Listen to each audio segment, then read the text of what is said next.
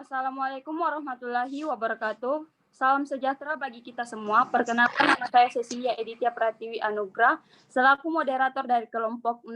Pada hari ini materi yang akan kita bahas yaitu mengenai perilaku menyimpang. Saya harap pengertian dari kalian semua, jangan ada yang mengaktifkan suaranya sebelum saya persilahkan untuk membacakan materi. Sebelum itu, saya akan mempersilahkan salah satu anggota dari kelompok kami menyampaikan materi apa itu perilaku menyimpang. Silakan.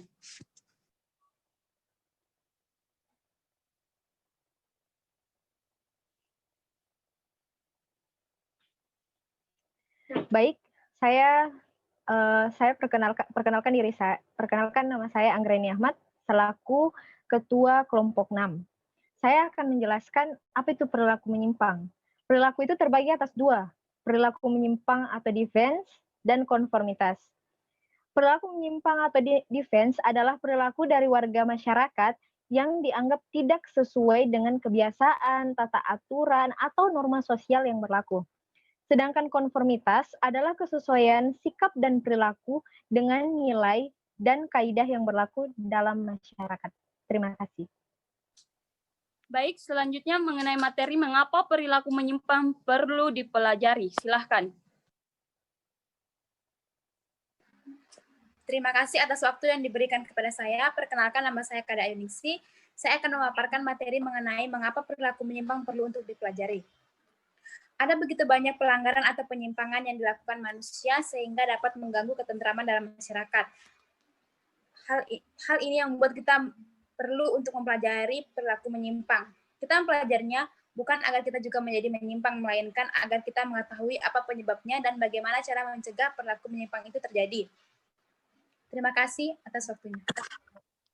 Baik, selanjutnya mengenai ilmu yang mempelajari perilaku menyimpang. Silahkan. Terima kasih atas waktunya. Perkenalkan, nama saya Nur Afira. Saya akan memaparkan materi tentang ilmu yang mempelajari perilaku menyimpang. Yang pertama, ilmu psikologi, artinya ilmu yang mempelajari tingkah laku atau perilaku seseorang seperti imitasi, sugesti, identifikasi, dan simpati. Contohnya yaitu tawuran. Yang kedua, antropologi juga mempelajari perilaku menyimpang karena orang-orang yang berperilaku menyimpang cenderung mengabaikan nilai-nilai budaya dalam masyarakat. Yang ketiga, ilmu hukum dan kriminologi. Ilmu ini mempelajari sebab terjadinya penyimpangan perilaku atau pelanggaran hukum guna mencegah pelanggaran sosial, contohnya korupsi. Terima kasih. Oke, selanjutnya mengenai materi perilaku yang digolongkan sebagai menyimpang. Silahkan. Assalamualaikum warahmatullahi wabarakatuh. Perkenalkan, nama saya Andi Muhammad Wasadikam Radiaullah. Saya akan menjelaskan perilaku yang digolongkan sebagai menyimpang, yaitu ada 3. Tindakan yang non-konform, yaitu perilaku yang tidak sesuai dengan nilai-nilai atau norma-norma yang ada. Yang kedua, tindakan antisosial atau sosial atau asosial, yaitu tindakan yang melawan kebiasaan masyarakat atau kepentingan umum. Dan yang ketiga, tindakan-tindakan kriminal, yaitu tindakan yang nyata-nyata telah melanggar aturan-aturan hukum secara tertulis maupun lisan dan mengancam jiwa dan atau keselamatan orang lain. Terima kasih. Oke, selanjutnya mengenai materi relativitas perilaku menyimpang. Silakan. Baik, nama saya Muhammad Iqbal Nur. Saya akan menjelaskan tentang relativitas perilaku menyimpang. Perilaku menyimpang bersifat relatif, tergantung dari masyarakat yang mengartikannya. Nilai-nilai budaya dari suatu masyarakat dari masa, zaman, atau kurun waktu tertentu. Contoh, karena perilaku menyimpang itu juga ya dianggap seperti gaya hidup, kebiasaan, fashion, dan berubah dari zaman ke zaman. Terjadinya perilaku menyimpang sebagaimana juga perilaku yang tidak menyimpang dipastikan selalu ada dalam masyarakat, lebih-lebih pada masyarakat yang bersifat terbuka. Pada masyarakat yang sudah modern ini, gaya hidup warganya semakin kompleks. Berbagai penyimpangan perilaku berseiring dengan perilaku normal. Seperti halnya ada sifat baik dan buruk, ada hitam dan putih, dan ada surga dan neraka. Terima kasih. Oke, saya sendiri yang akan menyampaikan 4 definisi tentang perilaku menyimpang. Yang pertama yaitu secara statistika. Penyimpangan secara statistika adalah segala sesuatu yang bertolak dari suatu tindakan yang jarang atau tidak sering dilakukan. Yang kedua, secara absolut. Definisi yang satu ini berangkat dari aturan-aturan sosial yang dianggap sebagai sesuatu yang mutlak. Yang ketiga yaitu secara reaktif. Artinya apabila ada reaksi dari masyarakat dan komando mereka memberi cap terhadap si pelaku, maka perilaku itu dicap sebagai menyimpang. Yang terakhir, secara normatif, sudut pandang ini didasarkan atas asumsi bahwa penyimpangan adalah suatu pelanggaran dari suatu norma sosial. Baik, selanjutnya mengenai materi menjadi menyimpang. Silakan. Assalamualaikum warahmatullahi wabarakatuh. Perkenalkan, nama saya Hairul Ihsan. Saya akan membawakan materi tentang menjadi menyimpang. Menjadi menyimpang terbagi dua, yaitu penyimpangan primer dan penyimpangan sekunder.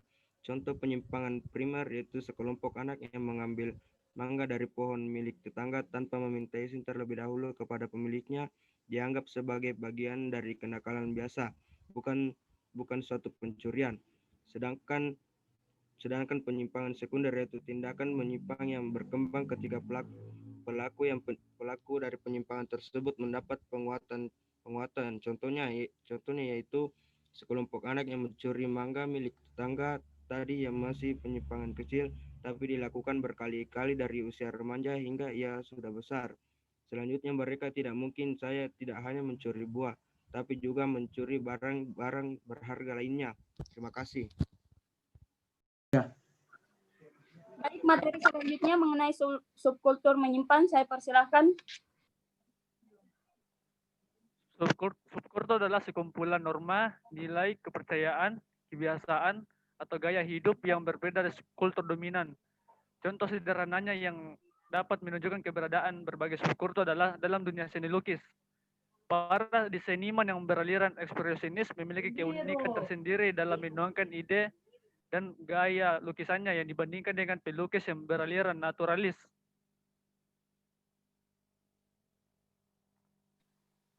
Baik, materi selanjutnya yaitu teori perilaku yang berspektif sosiologi. Silahkan.